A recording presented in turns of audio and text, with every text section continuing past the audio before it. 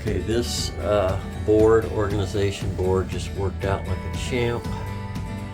These are magnetic, and there's one for every day of the week, and you're able to just go through and put all of your documents pertaining to that particular day. We've got the pattern, so we go through and get that organized every morning, and then everything, any tickets that we've got, and then these lights worked out fantastic, although I don't need it on my side. It's just too much.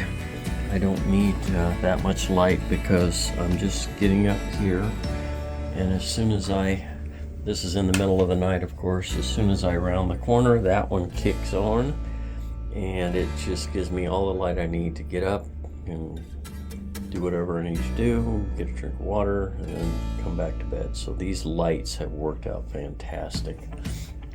The hooks are so handy.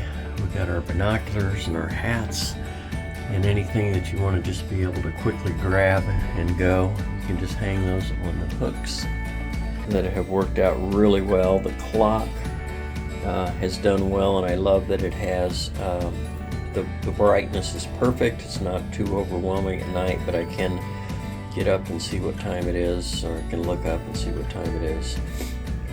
And it's not so bright that it keeps me awake.